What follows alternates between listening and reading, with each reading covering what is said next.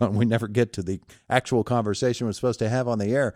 Greg Brown, Pirates broadcaster, with us this morning after the first weekend of the Grapefruit League season. Greg, good morning to you.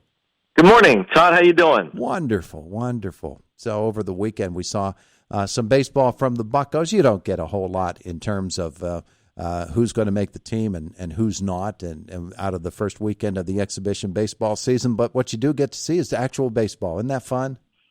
That's what kind of everybody talks about when they first arrive. We gather at Pirate City, and the players reacquaint themselves with each other after the long winter being away, back to their families, and now they return to the life they know of baseball and their friendships, the camaraderie.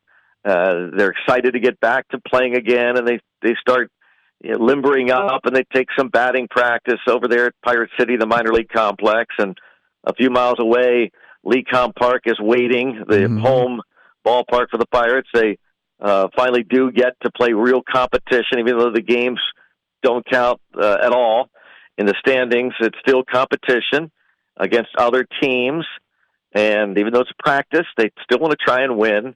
And they started on Saturday down in Fort Myers. It's about close to a 2-hour drive to take on the Twins, and yesterday their first home game against the Orioles at Lecom Park. And yeah, it was good to see, guys like on Saturday we saw Henry Davis catch, which I thought was extremely important. I felt, Todd, like if I was telling people 2 days beforehand, outside the organization, to anybody that would listen, friends, colleagues, I said, if Henry Davis does not make that trip down to Fort Myers and he's not in the starting lineup as a catcher, that first game, that is all you need to know. That is that big a deal. And they're going like, what are you talking about? I said, he has to go down there and if he doesn't catch, he'll never catch. And sure enough, he was in there and looked good at the plate and looked good behind the plate, frankly. And then we saw O'Neill Cruz yesterday started shortstop for the Pirates. Got a chance to see him play for the first time since April, and it looked great to see him out there. Hit a long, loud foul that hit the roof of the Pirates clubhouse. In fact, it made such a ruckus that Mitch Keller, who started yesterday's game, after his 2 innings of work, he went into the clubhouse to shower, and as is the case in all spring training ball games, the members of the media, the writing press in particular, will gather and talk to that pitcher, which is unheard of during the regular season. You don't go into the clubhouse during games, but they do that in spring training. They go in there and they get their quotes and stuff before that pitcher leaves for the day. And as Keller was talking to the Pittsburgh media, and I think there's something maybe on YouTube somewhere, I saw it, in the middle of an answer, he stops. He goes, "Oh," and he goes, "Oh, wow." He goes, "Oh, sorry." He said, "O'Neill just hit the roof here. That was wild." So it was kind of crazy, but it tells you the power of O'Neill Cruz. So Rowdy Tellez at first base, who I think is going to have a monster year. Yasmani Grandal caught yesterday for the Pirates. So yeah, wins and losses don't mean anything, but it's just great to compete once again. Yeah, it really is. The Pirates have drafted so many infielders over the course of the last 5 or 6 years that it seems like they're so overstocked with those guys. There's Nick Gonzalez, can't even get onto the major league field, and a bunch of guys, Peguero and so many others trying to sort this out. It's not going to be an easy task for the Pirates management to figure out who does come north. I was thinking about this, Todd, this morning. Every year we hear the word competition. Bob Walk used to say this years ago when the Pirates started to truly compete. You didn't hear it as much. But still every camp talks about competition. And I think Bob is so right. He said it again a long time ago, that the management, the decision makers, they know who the 26 men will be on that opening day roster. In this case, March 28th in Miami against the Marlins is when they open the season. Now, they can say all they want to about competition, and that's really for public consumption and for the players themselves, which I get. So in other words, when they come out and they say there's a lot of competition at second base, There's competition in right field. Yeah, to a degree. But because, as we have said, you can't take stock in what happens in terms of wins and losses, and for that matter, statistics in spring training. Yeah. You just can't evaluate a player based on spring training games.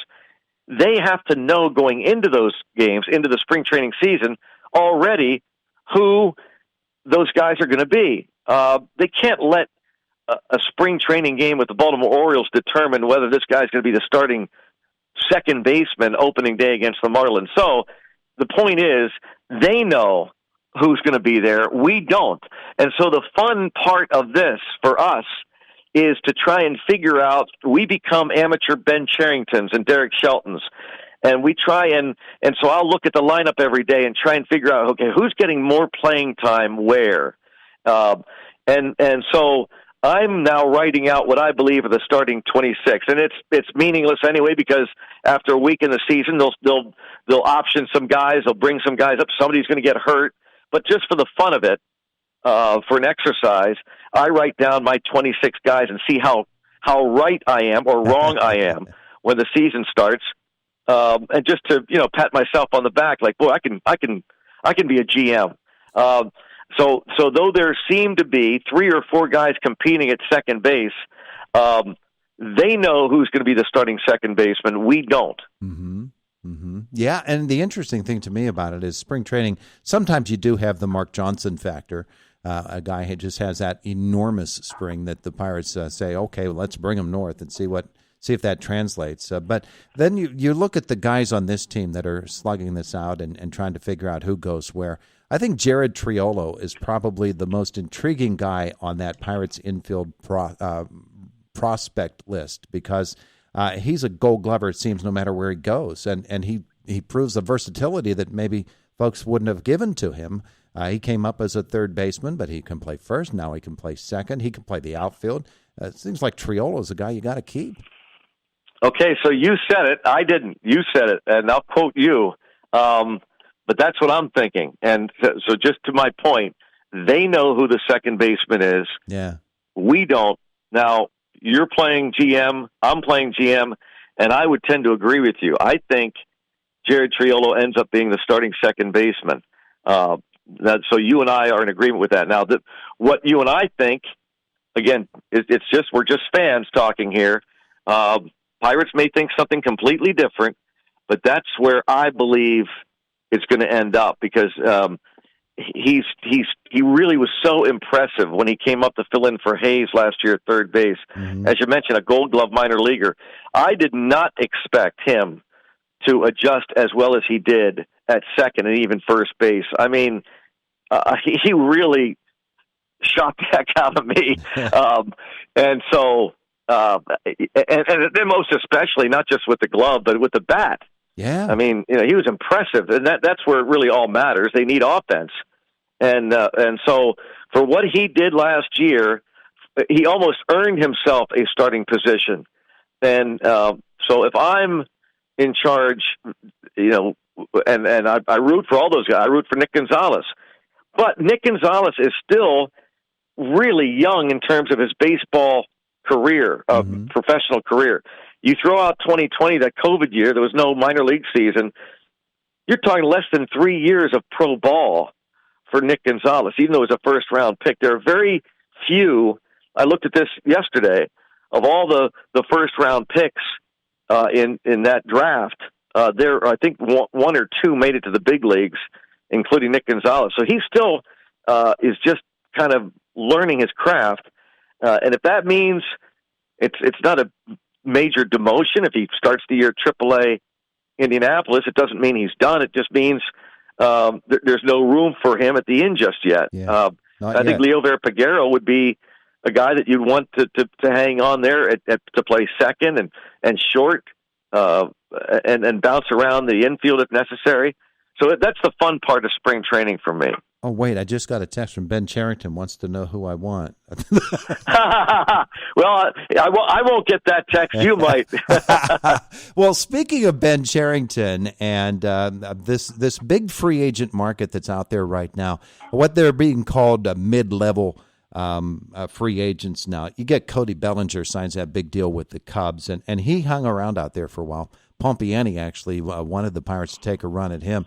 And there are some guys out there that could really help the Pirates, and the real question is, who are you going to pursue? I would assume pitchers would be high on the list, and a guy like, I love Michael Lorenzen, but that's just me. Again, Charrington's, he's not texted me yet.